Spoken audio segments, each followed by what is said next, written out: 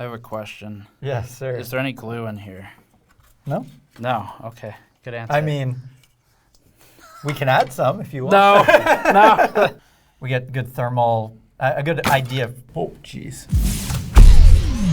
Hey everyone, so we have a video today with the 4090 Founders Edition. I am joined by Malcolm, thermal engineer at NVIDIA, and we have another video that talks about actually all the stuff on the table behind me, which is really cool bits and pieces of the card that we're going to be taking apart today. So the hope is that you can provide some additional insight to not only disassembly, but also some of the design characteristics. Yeah, for sure. Yeah, it should be a fun little teardown here. Before that, this video is brought to you by the Thermaltake Core P3 Pro open frame case. Back when we reviewed the original Core P3, we praised the case for its versatility as a standard desktop PC, a wall-mounted gaming machine, or a horizontal test bench for your testing projects. The P3 is back with updates, including an additional fan bracket, updated I/O ports, and better main compartment layout to give cleaner cable management pathways. Learn more at the link in the description below. So the change, the thing that I kind of messed up in the FE teardown last time was these little magnetic tabs. Yeah. They are no longer on this card. Yes, So, maybe you had some impact on that. Drilling them out. yeah, But, drilling it was not the most elegant solution. We're going to get into electrical discussion in a little bit too. So Chi from NVIDIA will be joining us, and we're going to talk about some of the board power design. We'll be talking about these cables and stuff you need to know about these. But Malcolm's going to help with some of the thermal mechanical stuff too. Yeah, so completely screwless back cover this generation. This is too large. Oh, I think you had it there. Did I? Yeah. Oh, okay. So screwless back cover. Completely screwless back cover. The problem is with the graphics card is this is the angle everyone sees, and it's the back, right? Right. So we try and make it look as good as possible, because really the back is kind of the front, you know? In that regard, normal yeah. case, Yeah.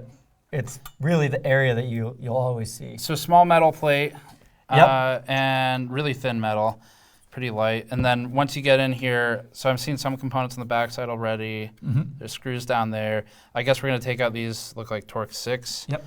Is it Torque 6? Yeah. Uh-oh. I'm gonna make you take these out. Uh-oh. Oh, you got no leverage on this one. It's all greased The up. excuses already. Oh yeah. Oh, There you go. All right, look, nice. absolutely mint here. I want to point this out too. This Yep. is not a board we're testing. We have a different board we're gonna test because this will, reassembly will influence behavior. So okay, there's these two here, these two. Overall, the mechanical design and where the screws are is very similar to last generation. The card is actually noticeably shorter. It's 12 inches instead of 12.3. And the purpose of that is we have this, oh yeah, there you go, perfect. Okay, cool. So a bit of TIM on the backside. There's a couple controllers here as well. Okay. That need to be discreetly cooled. And then over here, you're lining up also on the back of, I guess, the other half of the VRM. Yeah. So VRM is going to be split on both sides. Yeah, the interesting thing with this board is since we have GPU contacting the vapor chamber and the memories contacting the vapor chamber, this area itself is actually cooler than this area. Okay. Like if you look at it with an IR camera, this is actually hotter. That makes without sense. Obviously with the IR camera, you got to take the back plate off. Right. So that's why we focus the TIM on those areas. Does this one just pull, or is there a So tab? you push that one, the metal tab? Yeah, forward, yeah. Yeah, there we go. Okay, pull it and up. lift up. So LED cable, the other one is that a fan? Yeah. Okay, that's this fan.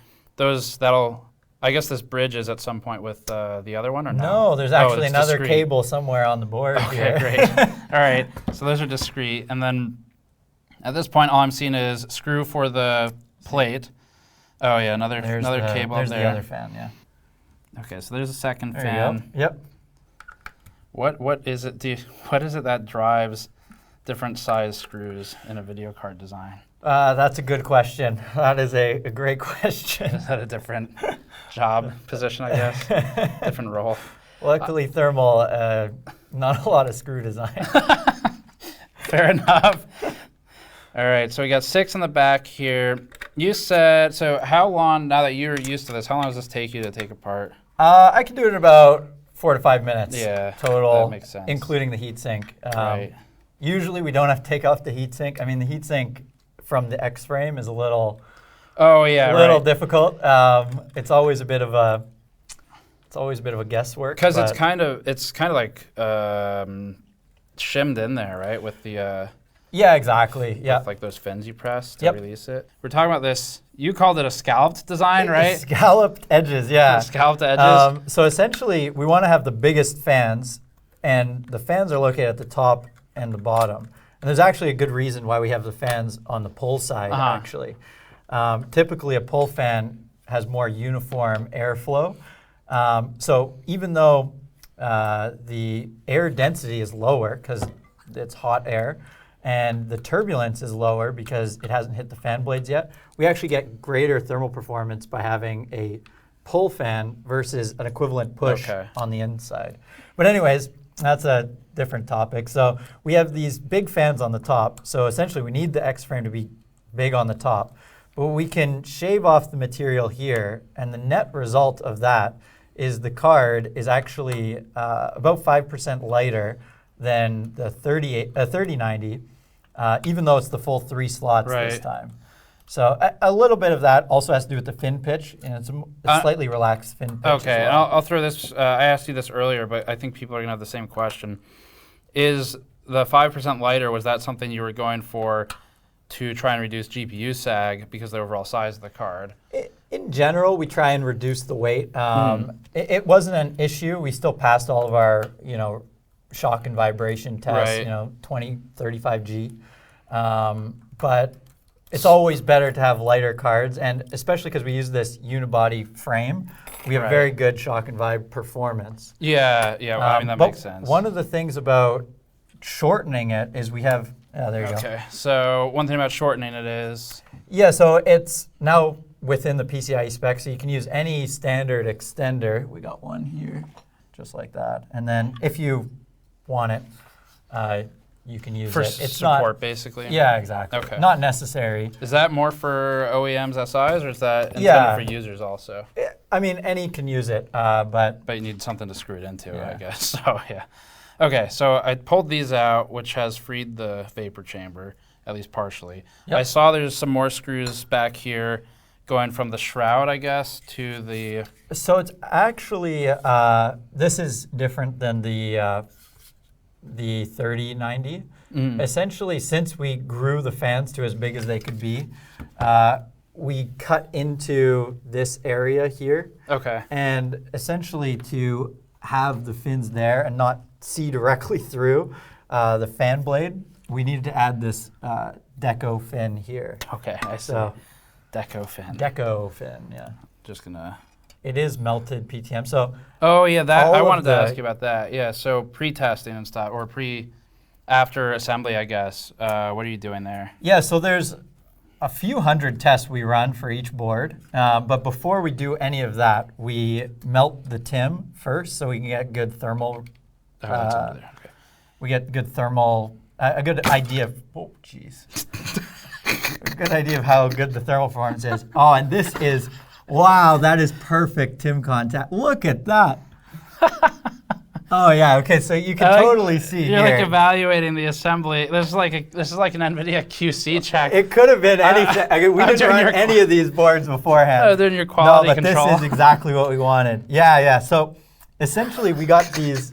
The whole reason for the notch pedestals and the balanced TIM and everything is to get that contact right there. That is. Where's that pad you brought? Bring a tear to my eye. All right. Oh my goodness. So let's talk about this. So essentially. So this is the actual pad that gets applied. Yeah, exactly. So you can see it's just this basically phase change material plopped on there. We cut it to exact size, and then we put it over. And essentially, we need to make sure we have good TIM contact. But the TIM residual force from the memory and all the other TIM is, it looks like kind of like that. So essentially you need to get above a certain threshold in order for the leaf spring to provide enough force to hold the thing together and have the right pressure. So what we do is after we assemble, and the other good thing about this is, so we basically put this on, and before we even put the leaf spring on, we have this machine that pre-compresses the whole board, Right. and it sets a certain amount of pressure that'll pre-compress all these tims. So does it apply pressure just like evenly across the board? Evenly across the whole thing, so If the machine is working even remotely. Yes, yeah, exactly. It actually is a machine kind of like this, you know? So it pushes down with, you know, a good amount of force, evenly distributed about everything, and you get a really good, you know, compression rate on this.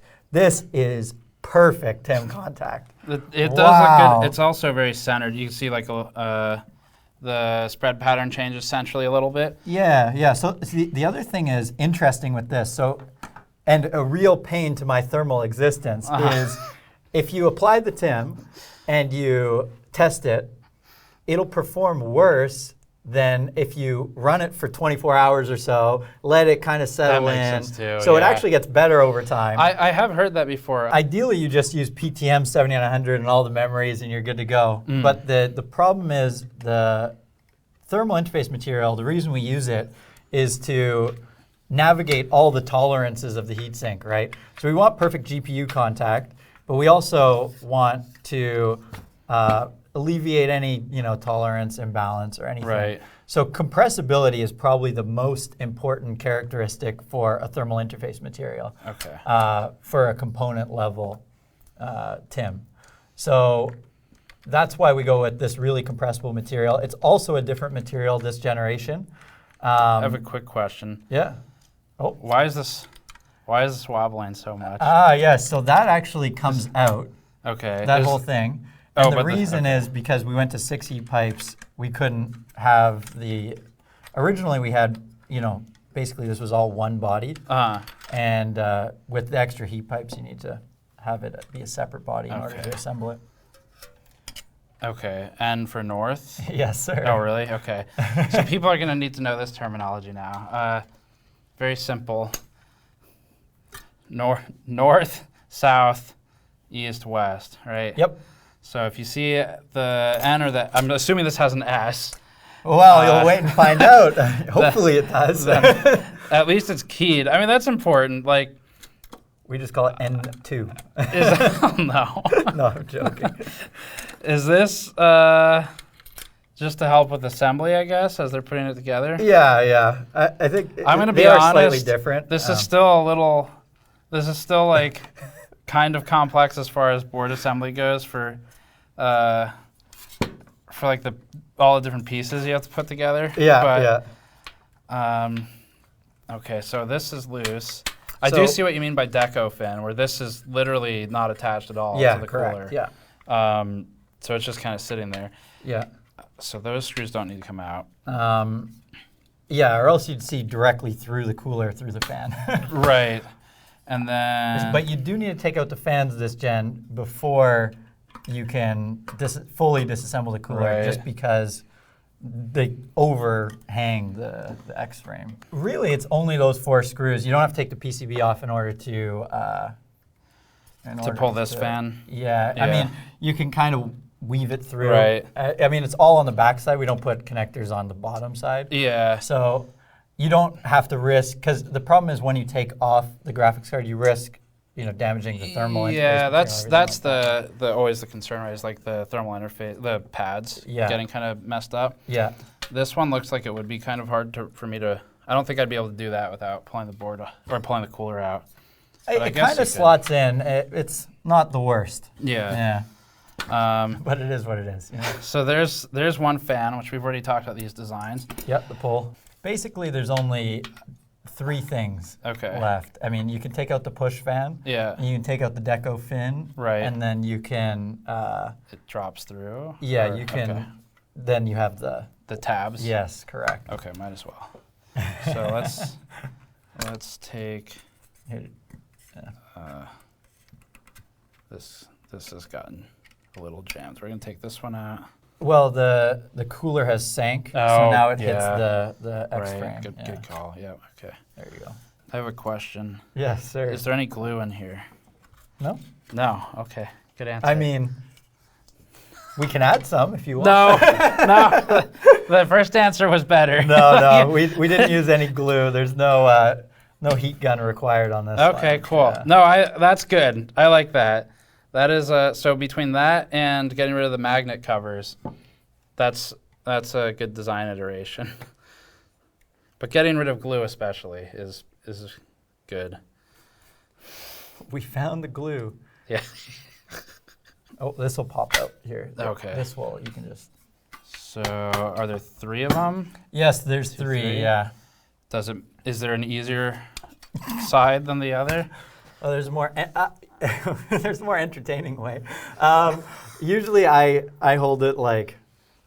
I mean, most of the time, luckily, I don't have to disassemble this far. Yeah. But usually, I hold it like this, so Okay. at least then you provide some pressure, and then That you can kind of fiddle makes around sense with it. too. So, another question. Yep.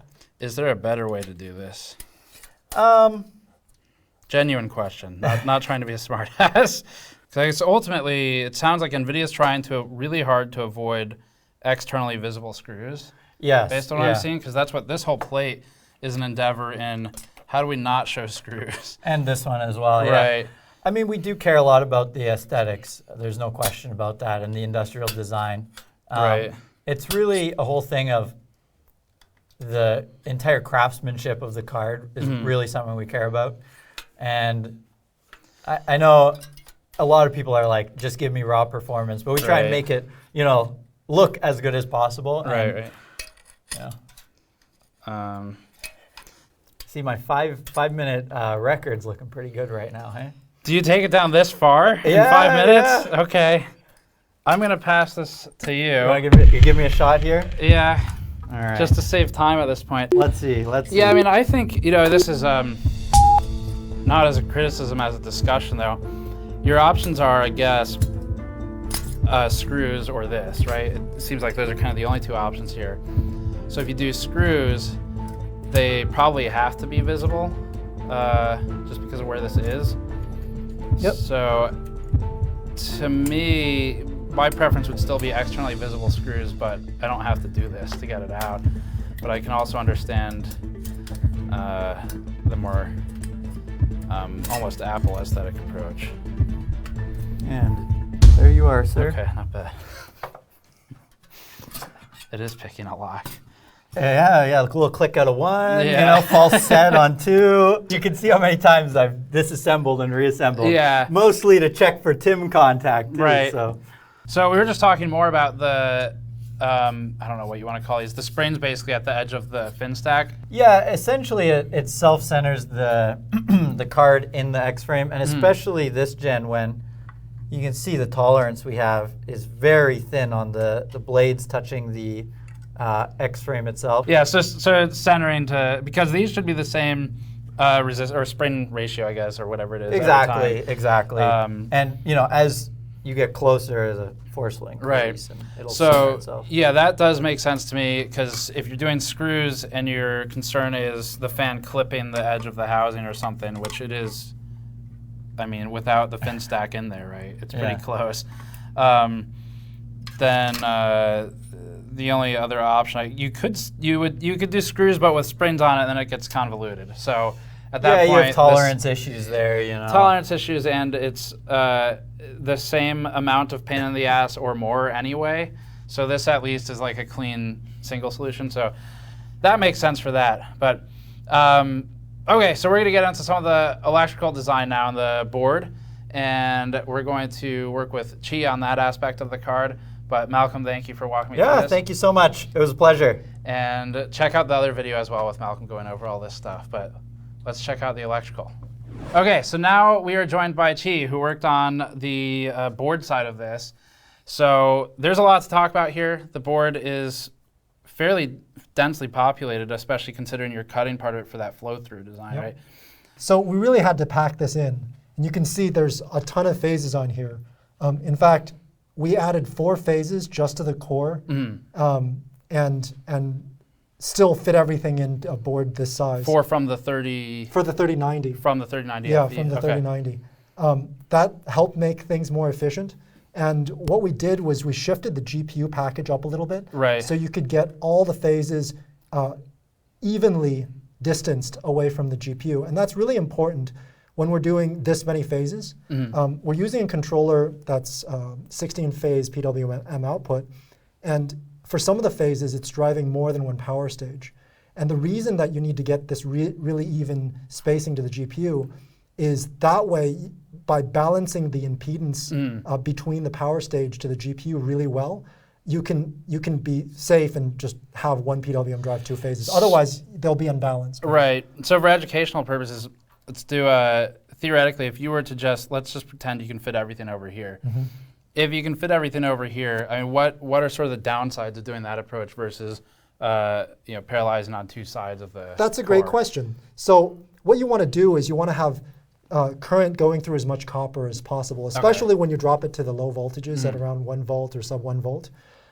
This way, you're not trying to crowd all the 200 amps or 200 amps plus all through one area of the silicon, where the other side of the GPU isn't getting is getting much higher impedance or more voltage drop and things like that. So is it almost purely an electrical performance decision as opposed to, is there any meaningful like thermal change to the behavior, or is it just certainly. electrical? So as you spread out the heat sources, right, the losses over a larger area, then also similar with the current, you spread out, and spreading things out helps you cool the board better as well. Right.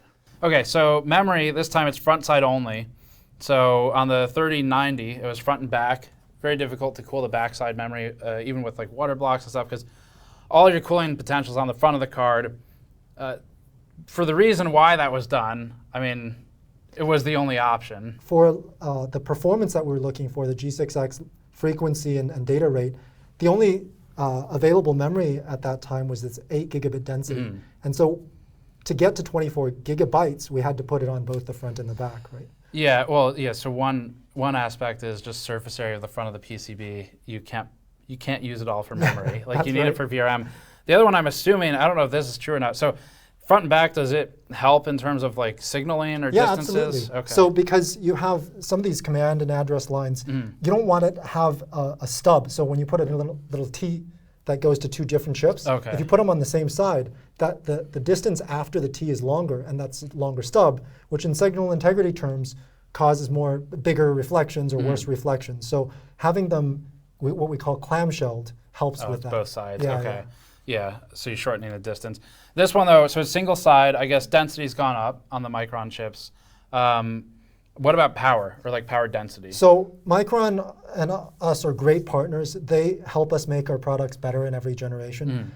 So these chips in this generation versus the 3090 are built on an entirely new process, which Micron's been able to increase the density and reduce power levels. So throughout that process, I mean, they've also tweaked the circuitry. So we worked with them to reduce the I/O signaling power, so that reduces power on the GPU side as well.